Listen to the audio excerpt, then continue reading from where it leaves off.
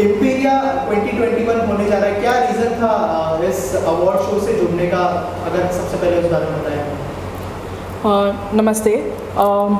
Emperia mister Faizal Khan का क्या बोलते हैं फाउंडेशन है, और उन्होंने कोविड जो कोरोना है वो टाइम में उन्होंने बहुत सारा डिफरेंट समाज सेवा किया हुआ है अलग अलग तरीके से, जैसे किसी को हॉस्पिटल में मदद करना, खाना बांटना, किसी को बेड अवेलेबल कराना, जो कि उस वक्त का सबसे सेंसिटिव और बहुत ही इम्पोर्टेंट काम था। बेसिकली किसी की जान बचाना, और जो लोगों के पास नौकरी नहीं था तो उन लोगों तक खाना पहुंचाना वॉज वेरी इंपॉर्टेंट, क्योंकि अगर नौकरी नहीं है इंसान बाहर भी नहीं आ सकता है, और अगर उनकी चौखट तक खाना अगर कोई पहुंचा रहा है तो वो किसी फरिश्ता से कम तो नहीं है। तो हम लोग अगर ऐसे इंसान को प्रमोट करें और उनका उत्साह बढ़ाएं, इससे ज़्यादा गर्व की और कोई बात नहीं है। तो उनका भी ये विज़न है कि जिन लोगों ने कोविड में ऐसा काम किया हो या समाज सेवा के ज़रिए थोड़ा भी अगर उनका योगदान हुआ हो तो उनको वो भी फेलिसिटेट करेंगे। रेणुका मैम, आप क्या कहना चाहेंगे, क्या रीज़न था एम्पीरिया से जुड़ने का? जो एक व्यक्ति खुद एक कोरोना योद्धा है, फैज़ल भाई, तो एक तो इनसे मिलने का मौका मिला इस प्रेस कॉन्फ्रेंस के ज़रिए। जैसे अभी नंदिता खान ने बताया कि उन्होंने कोविड काल में बहुत कुछ किया समाज के लिए, और उन लोगों को, द लेस इकोनॉमिकली प्रिविलेज लोगों के लिए भी सपोर्ट सिस्टम क्रिएट किया। आज एम्पीरिया अवार्ड्स के माध्यम से मेयर हॉल में 15 नवंबर को वो एक अवार्ड शो ऑर्गेनाइज कर रहे हैं। इनके साथ जुड़ना मेरे लिए बहुत बड़ी बात है, क्योंकि मैं खुद एक एजुकेशनिस्ट हूँ। कोविड समय में मैंने अपनी ऑर्गेनाइजेशन के ज़रिए मेंटल हेल्थ अवेयरनेस पर बहुत काम किया, और जब एक व्यक्ति, एक ऑर्गेनाइजेशन कुछ कर रहा है तो मुझे ऐसा लगता है अच्छे लोगों के साथ जुड़ना बहुत ज़रूरी है। और हम उम्मीद करते हैं इस प्रेस कॉन्फ्रेंस के ज़रिए और भी लोग हाथ आगे बढ़ाएंगे, जोड़ेंगे, जिससे इस समाज में योगदान हमारा और बढ़ता रहे। मैं आप दोनों से जानना चाहूँगा कि कितना ज़रूरी है जो कोविड योद्धा है उनको फेलिसिटेट करना, क्योंकि जब आप उनको अप्रिशिएट करेंगे तो वो और भी अच्छा काम करेंगे और उनको देख के और भी लोग अच्छा काम करेंगे। तो आप लोग क्या सोचते हैं, कितना ज़रूरी है इन कोविड योद्धाओं को अप्रिशिएट करना, फेलिसिटेट करना? देखिए, बहुत ज़रूरी है, क्योंकि अगर हम लोग ये करते हैं फेलिसिटेशन और लोगों को अप्रिशिएट करते हैं कि उन्होंने जो किया, उनको जब शाबाशी देते हैं तो वो देखकर ये चीज़ कंटिन्यू होना चाहिए। ज़रूरी नहीं है सिर्फ कोविड तक ही सीमित रहे, आगे भी, क्योंकि गरीब है जो मजबूर है वो तो है, लेकिन हम लोग भूल जाते हैं। ऐसा लगता है कि कोरोना ख़त्म हो गया तो ऐसा लगता है कि नहीं, अभी किसी को ज़रूरत नहीं है। लेकिन जब हम लोग ये चीज़ को अप्रिशिएट करते हैं तो लोगों को मालूम है नहीं, ये चलते ही रहना चाहिए कि कोई ना कोई तो है जो हमें शाबाशी देगा हमारे काम के लिए। और बाकी जो दिल से जो है, जिनको करने का शौक़ है ये चीज़ में, दिल से जिसको योगदान करना है, वो तो कभी रुकेगा नहीं। तो इसके लिए जो लोग ऐसे फेलिसिटेशन करते हैं, अवार्ड्स रखते हैं उन लोगों के लिए, उनको शाबाशी देते हैं, तो मेरी तरफ से उनके लिए बहुत बहुत धन्यवाद मैं यही बोलना चाहूँगी। ऐसा कौन इंसान है जिसे हौसला अफजाई नहीं चाहिए? Appreciation, recognition and respect. तो मुझे लगता है कि Imperial awards is doing a fabulous job by bringing to the forward, bringing forward youngsters, seniors, adults, people from all different folks of life, to come forward and be awarded and rewarded. आप दोनों की different organisations हैं, अगर उसके बारे में थोड़ा सा बताया, आप लोगों ने कोविड में क्या क्या किया है, अगर उस बारे में कुछ शेयर करें हमारी ऑडियंस के साथ। देखिए, मेरा जो काम करने का श्रेय ज़्यादा करके स्लम्स में है। मैं स्लम के लोगों में ज़्यादा एक्टिव रहती हूँ, तो वहाँ पर मैंने जो नोटिस किया था, क्योंकि गरीब को सबसे आखिर में याद किया जाता है, तो उस वक्त ऐसा था कि कुछ लोग जो हमारे यहाँ थे, नॉर्थ इंडियंस वगैरह थे, तो वो लोग डर के मारे, अब आपने न्यूज़ वगैरह पे भी देखा होगा कि वो लोग चल के चले जा रहे थे। तो जब मेरे स्लम में ये आया टाइम, तो हमने उनको ना बेसिक चीज़ अरेंज करके दिया, बेसिक चीज़। तो उसकी वजह से ना, एक तो जो फर्स्ट राउंड में जो जाकर आए वापस, वो अभी वापस गए नहीं, क्योंकि उन्होंने जो उनके बीवी और बच्चे वहाँ थे, वहाँ तक उन्होंने जो बेसिक चीज़ पहुँचाना था, मतलब उन्होंने जो कमा के रखा था जो चीज़, वो पहुँचाना उनके लिए बहुत ज़रूरी था, और वो हो गया ताकि उनके बच्चे वहाँ भूखे न बैठे। उसके बाद आने के बाद जब वो लोग आए वापस, उन्होंने ये देखा कि वो अपने बीवी बच्चे को भी यहाँ पर लेकर आए, ये भरोसे पे कि दीदी है संभाल लेगी। दूसरी बात, जब एडमिशन, हॉस्पिटल्स का एडमिशन का टाइम आया तो उस वक्त ऐसा पोजीशन था ना कि लोग पैकेजेस बेच रहे थे, तो वहाँ पर हमने ना स्टिंग किया इन द सेंस कि मेरे एक आध टाइम ऐसा आ गया कि हमने हमारे घर वालों को भेजा कि जाओ बोलो करके करना है, तो वहाँ पर उन लोगों ने ना बड़े बड़े अमाउंट मांगे। तो उस वक्त शैलेश जी जो मीडिया वाले हैं उनको बुला के वहाँ पर एक्सपोज कराया, तो उन्होंने सिर्फ ये मीडिया का नाम सुन के ही मतलब उनको ऐसा लगा कि नहीं, तो वहाँ पर भी ऐसा कि नज़र पड़ गई जैसे, तो वो चीज़ के वजह से स्लम्स वालों को ना आसानी से उन लोग अंदर लेने लगे, बेड्स देने लगे, प्रोवाइड करने लगे, जिसकी वजह से उनका ट्रीटमेंट कम में भी हुआ, कईयों के तो ट्रीटमेंट ऑलमोस्ट माफ़ कराए हमने। सिचुएशन ऐसा भी आया कि जहाँ पर कोविड की वजह से पेशेंट ऑफ हो गया था, एक्सपायर हो गया था, और उनके पास भरने के लिए कुछ भी फीस नहीं था, हमने वो भी माफ़ करा के हमने बॉडी निकलवाई। तो बहुत सारा चीज़ें खाने मतलब फूड हम लोग ने वहीं प्रिपेयर करके लोगों को बांटा है। फिर जिनके मतलब बच्चों का ऐसा हालत हो गया था, क्योंकि जनरली सर्दी खांसी बोले तो उस वक्त हर कोई डर रहा था, जनरल सर्दी खांसी से भी लोगों को ऐसा लग रहा था नहीं कोविड है, तो हमने जाकर उनको पर्सनली बैठ के उनके आमने सामने बैठ के उनसे बात की कि हर सर्दी खांसी आपको सीरियस नहीं करवाएगी। ये लेटर में जब लोगों को समझने लगा ना तो लोग कम डरने लगे।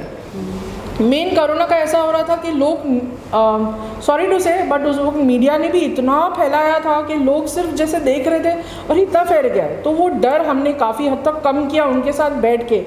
हमने ये नहीं सोचा कि नहीं हम बाहर निकलेंगे तो हमें कोविड हो जाएगा। उस वक्त जब हम लोगों के साथ जाके इंटरेक्शन करने लगे ना तो उनको भी एक दिलासा था कि नहीं कुछ होगा तो ये आएगी, कोई तो है जिसको हम लोग जाके अप्रोच कर सके।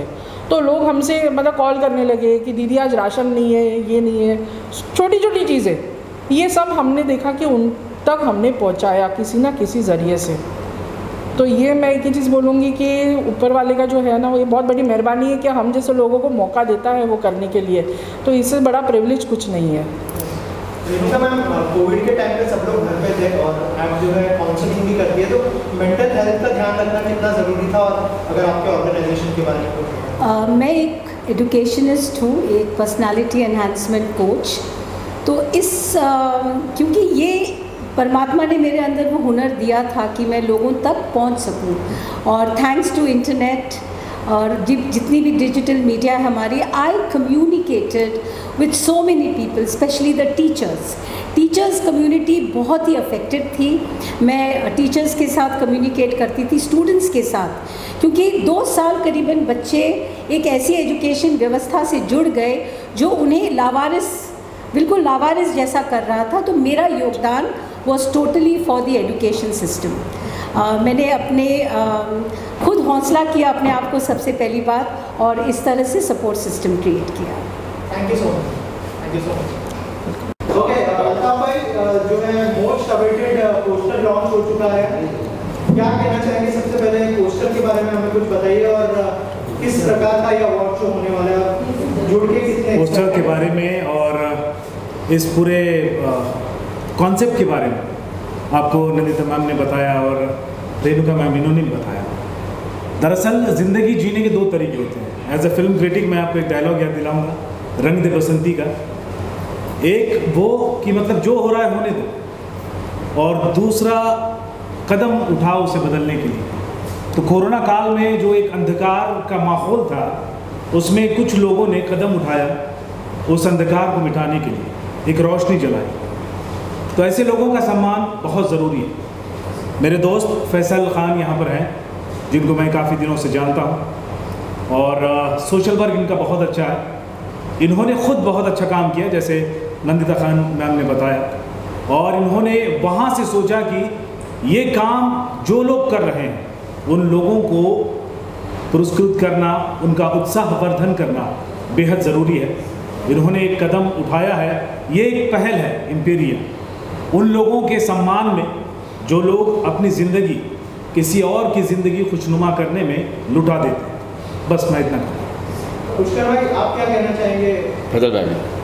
फैसल भाई बताइए थोड़ा सा अवार्ड शो के बारे में, क्योंकि आप जो है फाउंडर हैं इस अवार्ड शो के, थोड़ा सा बताइए किस प्रकार का अवार्ड शो है, जैसे अल्ताफ भाई ने थोड़ा सा आइडिया दे दिया है। जैसे कि आप जानते हैं कि लॉकडाउन में लोग परेशान थे, हॉस्पिटल्स में खाने को लेकर, हर चीज़ को लेकर। तो मैंने जब स्टार्ट किया हॉस्पिटल से, कि मतलब जब हॉस्पिटल में मैं पहली बार गया एक पेशेंट को एडमिट कराने के लिए, तो मैंने देखा कि माहौल बहुत ही टेंशन वाला था। कोई किसी से बात नहीं कर रहा था, कोई किसी की हेल्प नहीं कर रहा था। मुझसे जितना होता था मैंने करा। मैंने 1-2 NGO को मैंने कांटेक्ट किया कि भाई ये हॉस्पिटल की थोड़ी सी फैसिलिटी चाहिए, पैसा चाहिए, इंजेक्शन चाहिए। तो उन लोगों ने मुझे हेल्प किया। कई NGOs ने मुझे राशन के लिए भी हेल्प किया। जैसे अभी मैम ने आपको बताया कि राशन वगैरह भी इन लोगों ने बहुत काफ़ी प्रोवाइड किए। फिर मेरे भाई शैलेश भाई है, इनसे भी मैंने कांटेक्ट किया था लॉकडाउन के दौरान कि भाई मेरे को थोड़ी हेल्प चाहिए कि कुछ करना है आगे। तो लोगों की हेल्प करते करते मुझे ऐसा लगा कि भाई वाकई में मुझे देख के भी बहुत लोग फिर हेल्प करना शुरू किए, मेरे फ्रेंड सर्कल में भी लोग शुरू किए। तो मैंने ये सोचा, मेरे जहन में आया कि ऐसा अगर कुछ काम किया जाए, इन लोगों को थोड़ा सा और हौसला अफजाई करा जाए, तो ये शायद बढ़ चढ़ के और आगे अच्छा करेंगे। तो बस यही था मेरा कॉन्सेप्ट, और मैंने सोचा कि चलो एक पहल करते हैं। तो मेरे भाइयों ने मेरा साथ दिया, मैडम ने मेरा साथ दिया। Thank you. पुष्कर भाई, आप क्या कहना चाहेंगे? आप तो इतने सारे अवार्ड शोज कर रहे हैं, इस अवार्ड शो की क्या खासियत होने वाली है और जुड़ने का कोई खास रीज़न इस अवार्ड शो के साथ? 24 मार्च 2020 को रात को 8 बजे हमारे PM मोदी जी ने कहा था कि कल से लॉकडाउन करेंगे। क्यों? कोरोना महामारी आ चुकी है। उसके बाद लोगों ने सारे रास्ते बंद हो गए, लोग रास्ते पे आए। कब आए? जब लोग देखा कि लोग भूखे मर रहे हैं, खाने के वांदे हैं, तो लोगों ने राशन बांटना शुरू किया, खाना बांटना शुरू किया। ये जो अवार्ड है ना, ये अवार्ड उन लोगों के लिए है जिन्होंने वाकई उस कोरोना काल में, उस 21 दिन के बाद फिर 15 दिन, फिर 21 दिन जो हुए थे लॉकडाउन में, उन लोगों ने जो सेवा की है, उनके लिए अवार्ड ने रखा है। उन्हें हम चुनेंगे, लेके आएंगे। जैसे फैजल भाई है, अल्ताफ भाई है, सलामत भाई है, सरज भाई है, उनको हम चुन के लेके आएंगे, उन्हें हम अवार्ड देंगे। आज अवार्ड कई सारे हो रहे हैं, आप देख रहे हो कई सारे अवार्ड हो रहे। ये अवार्ड बिल्कुल अलग होगा हमारा। ठीक है, हम छोटे में कर रहे हैं, कम लोग बुलाएंगे, उन लोगों को चुनेंगे जिन्होंने वाकई उस कोरोना काल में काम किया है, उनको देने जा रहे हैं हम अवार्ड। और जैसे हमारे मैडम हैं, नंदिता खान मैम हैं, रेणुका मैम है, उन्होंने जिससे कहा वैसे हम उनको चुन के एक अवार्ड लेके आएंगे और उनको अवार्ड देंगे हम। और जो लोगों को अवार्ड आप देने वाले हैं, उसका चुनाव कैसे किया है, क्या रिसर्च की है उसको? हमारी जूरी मेंबर है, वो चुनेगी। और जैसे मैंने पहले भी कहा आपको, जो जिन्होंने सेवा की है लॉकडाउन में, खासतौर उनको देने वाले हैं हम। सलामत भाई, आप क्या कहना चाहेंगे इस अवार्ड शो के बारे में? आप खुद एक चैनल चलाते हैं, होस्ट भी है, तो थोड़ा सा बताइए हमें कि क्या रीज़न था इस अवार्ड शो के साथ जुड़ने? देखिए, बेसिकली फैज़ल खान जो है वो इंस्पिरेशन है। लॉकडाउन के टाइम जब लोग घर के अंदर बैठे हुए थे, ये सोचकर कि बाहर नहीं निकलना है वरना कोरोना हो जाएगा, ऐसे वक्त में लोग अपने बारे में ना सोचते हुए लोगों के बारे में सोचना, ये सबसे बड़ा इंस्पिरेशन है। फैज़ल खान ने जो उस वक्त जो काम किया था, और उस वक्त नहीं, मैं कहना चाहूँगा कि ये आज भी वो काम कर रहे हैं। लोगों की हेल्प करना जो है वो फैज़ल खान ने बंद नहीं किया है। लॉकडाउन में भले ही उन्होंने इनिशिएटिव ज़्यादा लिया था, लेकिन अब भी वो लोगों की मदद कर रहे हैं। और ऐसे लोगों को अवार्ड देना, ऐसे लोगों को सम्मानित करना, जैसे फैज़ल खान ने किया, और उसी तरीके के और भी लोगों को सामने लाना, ये कहीं ना कहीं एक इंस्पिरेशन है। और उन लोगों के लिए भी ये हौसला अफजाई की बात है कि जिस तरह से उन्होंने जो काम किया था लोगों के लिए, लोग घरों के अंदर थे, बाहर निकलकर लोगों की मदद कर रहे थे। आपने तस्वीरें देखी होगी, मीडिया में हमने भी चलाई थी, आप लोगों ने भी चलाई थी इसे, कि किस तरह से लोग पैदल अपने घरों की ओर निकल रहे हैं, 1500 किलोमीटर दूर पैदल जा रहे हैं, 1600 किलोमीटर दूर पैदल जा रहे हैं। ऐसे लोगों को राशन पहुंचाना, ऐसे लोगों को खाना पहुंचाना, ये काफ़ी बहादुरी का काम था। मैं याद दिलाना चाहूँगा कि उस वक्त रमज़ान का जो है वो दौर चल रहा था, रोज़े रखकर भी लोगों ने जो है वो लोगों की सेवा की थी, कड़ी धूप में, क्योंकि अप्रैल का महीना था। आपको याद होगा अप्रैल मई के महीने में कितनी गर्मी होती है। उस वक्त भी लोगों ने जो है वो आम जनता के लिए बाहर निकले थे, और ऐसे लोगों को सम्मान करना बहुत ज़रूरी है ताकि उनका हौसला बढ़े। और फैज़ल खान जो कर रहे हैं एम्पीरिया अवार्ड के ज़रिए, वो काफ़ी काबिल तारीफ़ है, और मैं उनको अप्रिशिएट करता हूँ, उनके साथ हूँ मैं। शैलेश भाई, आप क्या कहना चाहेंगे? जैसे हमने देखा है कि लॉकडाउन में भी आप लोग भी सक्रिय थे, लोगों को अनाज और राशन सब जगह पे पहुंचा रहे थे, तो आप लोग कैसे चुनाव करने वाले हैं जो यहाँ पर फेलिसिटेट होंगे या फिर जो अवार्डीज होंगे? देखिए, सबसे पहला बात तो कि फैजल भाई, पुष्कर भाई, भाईजान और सलामत भाई, हम सब फ्रेंड एक सर्कल है। उनका खुद का एक चैनल है एप न्यूज़ करके। तो कोविड में वो भी हमारे साथ में शूट में आते थे, हम चारों भी शूट में करते थे। तो उन्होंने एक सोचा कि शैलेश भाई बहुत सेवा हमने भी की है, आप लोग भी कर रहे, लेकिन कुछ अलग मैं करना चाहता हूँ। बोले क्या करना है? तो बोले इनको अवार्ड देना चाहता हूँ। बोले ठीक है, अब रेडी करो, हम लोग कर दें। उन्होंने सारी तैयारी की। हम मीडिया से हमारा काम है उनको सपोर्ट करना, हम उनको सपोर्ट कर रहे। आज जो यहाँ तक आए आपके सामने बैठे, और आगे भी ये शो है 15 तारीख को मेरे हॉल में, वो करके आपके सामने वापस बैठेंगे एक बार सक्सेस पार्टी के। और कुछ मैसेज देना चाहेंगे जो ऑडियंस देख रही है? बस यही मैसेज देना चाहूँगा कि हमने जो पहल की है, बस आप सब मिलके दुआ करें कि ये काम अच्छे से हो जाए। Thank you. Thank you so much. पूछना चाहूँगा मैं कि एम्पीरिया 2021 होने जा रहा है, क्या रीज़न था इस अवार्ड शो से जुड़ने का? अगर सबसे पहले उस बारे में बताएं। नमस्ते। एम्पीरिया मिस्टर फैज़ल खान का क्या बोलते हैं फाउंडेशन है, और उन्होंने कोविड जो कोरोना है वो टाइम में उन्होंने बहुत सारा डिफरेंट समाज सेवा किया हुआ है अलग अलग तरीके से। जैसे किसी को हॉस्पिटल में मदद करना, खाना बांटना, किसी को बेड अवेलेबल कराना, जो कि उस वक्त का सबसे सेंसिटिव और बहुत ही इम्पॉर्टेंट काम था। बेसिकली किसी की जान बचाना, और जो लोगों के पास नौकरी नहीं था तो उन लोगों तक खाना पहुंचाना वाज वेरी इंपॉर्टेंट, क्योंकि अगर नौकरी नहीं है इंसान बाहर भी नहीं आ सकता है, और अगर उनकी चौखट तक खाना अगर कोई पहुंचा रहा है तो वो किसी फरिश्ता से कम तो नहीं है।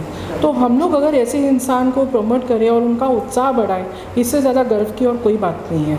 तो उनका भी ये विज़न है कि जिन लोगों ने कोविड में ऐसा काम किया हो या समाज सेवा के ज़रिए थोड़ा भी अगर उनका योगदान हुआ हो, तो उनको वो भी फेलिसिटेट करेंगे। रेणुका मैम, आप क्या कहना चाहेंगे, क्या रीज़न था एम्पीरिया से जुड़ने का? जो एक व्यक्ति खुद एक कोरोना योद्धा है, फैज़ल भाई, तो एक तो इनसे मिलने का मौका मिला इस प्रेस कॉन्फ्रेंस के ज़रिए। जैसे अभी नंदिता खान ने बताया कि उन्होंने कोविड काल में बहुत कुछ किया समाज के लिए, और उन लोगों को, द लेस इकोनॉमिकली प्रिविलेज लोगों के लिए भी सपोर्ट सिस्टम क्रिएट किया। आज एम्पीरिया अवार्ड्स के माध्यम से मेयर हॉल में 15 नवंबर को वो एक अवार्ड शो ऑर्गेनाइज कर रहे हैं। इनके साथ जुड़ना मेरे लिए बहुत बड़ी बात है, क्योंकि मैं खुद एक एजुकेशनिस्ट हूँ। कोविड समय में मैंने अपनी ऑर्गेनाइजेशन के ज़रिए मेंटल हेल्थ अवेयरनेस पर बहुत काम किया, और जब एक व्यक्ति, एक ऑर्गेनाइजेशन कुछ कर रहा है तो मुझे ऐसा लगता है अच्छे लोगों के साथ जुड़ना बहुत ज़रूरी है। और हम उम्मीद करते हैं इस प्रेस कॉन्फ्रेंस के ज़रिए और भी लोग हाथ आगे बढ़ाएंगे, जोड़ेंगे, जिससे इस समाज में योगदान हमारा और बढ़ता रहे। मैं आप दोनों से जानना चाहूँगा कि कितना ज़रूरी है जो कोविड योद्धा है उनको फेलिसिटेट करना, क्योंकि जब आप उनको अप्रिशिएट करेंगे तो वो और भी अच्छा काम करेंगे, और उनको देख के और भी लोग अच्छा काम करेंगे। तो आप लोग क्या सोचते हैं, कितना ज़रूरी है इन कोविड योद्धाओं को अप्रिशिएट करना, फेलिसिटेट करना? देखिए, बहुत ज़रूरी है, क्योंकि अगर हम लोग ये करते हैं फेलिसिटेशन और लोगों को अप्रिशिएट करते हैं कि उन्होंने जो किया, उनको जब शाबाशी देते हैं, तो वो देखकर ये चीज़ कंटिन्यू होना चाहिए। ज़रूरी नहीं है सिर्फ कोविड तक ही सीमित रहे, आगे भी, क्योंकि गरीब है, जो मजबूर है वो तो है, लेकिन हम लोग भूल जाते हैं। ऐसा लगता है कि कोरोना ख़त्म हो गया तो ऐसा लगता है कि नहीं, अभी किसी को ज़रूरत नहीं है। लेकिन जब हम लोग ये चीज़ को अप्रिशिएट करते हैं तो लोगों को मालूम है नहीं, ये चलते ही रहना चाहिए कि कोई ना कोई तो है जो हमें शाबाशी देगा हमारे काम के लिए। और बाकी जो दिल से जो है, जिनको करने का शौक़ है ये चीज़ में, दिल से जिसको योगदान करना है, वो तो कभी रुकेगा नहीं। तो इसके लिए जो लोग ऐसे फेलिसिटेशन करते हैं, अवार्ड्स रखते हैं उन लोगों के लिए, उनको शाबाशी देते हैं, तो मेरी तरफ से उनके लिए बहुत बहुत धन्यवाद मैं यही बोलना चाहूँगी। ऐसा कौन इंसान है जिसे हौसला अफजाई नहीं चाहिए? Appreciation, recognition and respect. तो मुझे लगता है कि Imperial awards is doing a fabulous job by bringing to the forward, bringing forward youngsters, seniors, adults, people from all different folks of life, to come forward and be awarded and rewarded. आप दोनों की different organisations हैं, अगर उसके बारे में थोड़ा सा बताया, आप लोगों ने कोविड में क्या क्या किया है, अगर उस बारे में कुछ शेयर करें हमारी ऑडियंस के साथ। देखिए, मेरा जो काम करने का श्रेय ज़्यादा करके स्लम्स में है। मैं स्लम के लोगों में ज़्यादा एक्टिव रहती हूँ। तो वहाँ पर मैंने जो नोटिस किया था, क्योंकि गरीब को सबसे आखिर में याद किया जाता है, तो उस वक्त ऐसा था कि कुछ लोग जो हमारे यहाँ थे, नॉर्थ इंडियंस वगैरह थे, तो वो लोग डर के मारे, अब आपने न्यूज़ वगैरह पे भी देखा होगा कि वो लोग चल के चले जा रहे थे। तो जब मेरे स्लम में ये आया टाइम, तो हमने उनको ना बेसिक चीज़ अरेंज करके दिया, बेसिक चीज़। तो उसकी वजह से ना, एक तो जो फर्स्ट राउंड में जो जाकर आए वापस, वो अभी वापस गए नहीं, क्योंकि उन्होंने जो उनके बीवी और बच्चे वहाँ थे, वहाँ तक उन्होंने जो बेसिक चीज़ पहुँचाना था, मतलब उन्होंने जो कमा के रखा था जो चीज़, वो पहुँचाना उनके लिए बहुत ज़रूरी था, और वो हो गया, ताकि उनके बच्चे वहाँ भूखे नहीं बैठे। उसके बाद आने के बाद जब वो लोग आए वापस, उन्होंने ये देखा कि वो अपने बीवी बच्चे को भी यहाँ पर लेकर आए, ये भरोसे पे कि दीदी है, संभाल लेगी। दूसरी बात, जब एडमिशन, हॉस्पिटल्स का एडमिशन का टाइम आया, तो उस वक्त ऐसा पोजीशन था ना कि लोग पैकेजेस बेच रहे थे। तो वहाँ पर हमने ना स्टिंग किया, इन द सेंस कि मेरे एक आध टाइम ऐसा आ गया कि हमने हमारे घर वालों को भेजा कि जाओ बोलो करके करना है। तो वहाँ पर उन लोगों ने ना बड़े बड़े अमाउंट मांगे। तो उस वक्त शैलेश जी जो मीडिया वाले हैं, उनको बुला के वहाँ पर एक्सपोज कराया। तो उन्होंने सिर्फ ये मीडिया का नाम सुन के ही, मतलब उनको ऐसा लगा कि नहीं, तो वहाँ पर भी ऐसा कि नज़र पड़ गई जैसे।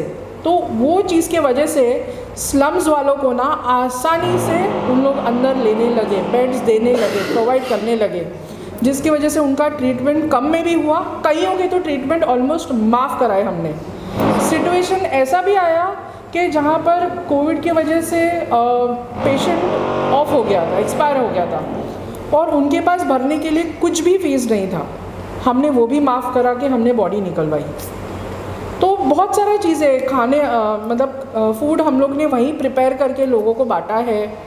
फिर जिनके मतलब बच्चों का ऐसा हालत हो गया था, क्योंकि जनरली सर्दी खांसी बोले तो उस वक्त हर कोई डर रहा था। जनरल सर्दी खांसी से भी लोगों को ऐसा लग रहा था नहीं कोविड है। तो हमने जाकर उनको पर्सनली बैठ के, उनके आमने सामने बैठ के उनसे बात की कि हर सर्दी खांसी आपको सीरियस नहीं करवाएगी। ये लेटर में जब लोगों को समझने लगा ना, तो लोग कम डरने लगे। मेन कोरोना का ऐसा हो रहा था कि लोग, सॉरी टू से, बट उस वक्त मीडिया ने भी इतना फैलाया था कि लोग सिर्फ जैसे देख रहे थे और इतना फैल गया। तो वो डर हमने काफ़ी हद तक कम किया उनके साथ बैठ के। हमने ये नहीं सोचा कि नहीं हम बाहर निकलेंगे तो हमें कोविड हो जाएगा। उस वक्त जब हम लोगों के साथ जाके इंटरेक्शन करने लगे ना, तो उनको भी एक दिलासा था कि नहीं, कुछ होगा तो ये आएगी, कोई तो है जिसको हम लोग जाके अप्रोच कर सके। तो लोग हमसे मतलब कॉल करने लगे कि दीदी आज राशन नहीं है, ये नहीं है, छोटी छोटी चीज़ें, ये सब हमने देखा कि उन तक हमने पहुंचाया किसी ना किसी ज़रिए से। तो ये मैं एक ही चीज़ बोलूँगी कि ऊपर वाले का जो है ना, वो ये बहुत बड़ी मेहरबानी है कि हम जैसे लोगों को मौका देता है वो करने के लिए। तो इससे बड़ा प्रिविलेज कुछ नहीं है। रेणुका मैम, कोविड के टाइम पे सब लोग घर पे थे और आप जो है काउंसलिंग भी करती है, तो मेंटल हेल्थ का ध्यान रखना कितना ज़रूरी था, और अगर आपके ऑर्गेनाइजेशन के बारे में मैं एक एजुकेशनिस्ट हूँ, एक पर्सनालिटी एनहांसमेंट कोच। तो इस क्योंकि ये परमात्मा ने मेरे अंदर वो हुनर दिया था कि मैं लोगों तक पहुँच सकूँ, और थैंक्स टू इंटरनेट और जितनी भी डिजिटल मीडिया है हमारी, I communicated with so many people, specially the teachers community बहुत ही अफेक्टेड थी। मैं टीचर्स के साथ कम्युनिकेट करती थी, स्टूडेंट्स के साथ, क्योंकि 2 साल करीबन बच्चे एक ऐसी एजुकेशन व्यवस्था से जुड़ गए जो उन्हें बिल्कुल लावारिस जैसा कर रहा था। तो मेरा योगदान was totally for the education system. मैंने अपने खुद हौसला किया अपने आप को सबसे पहली बार, और इस तरह से सपोर्ट सिस्टम क्रिएट किया। Thank you so much.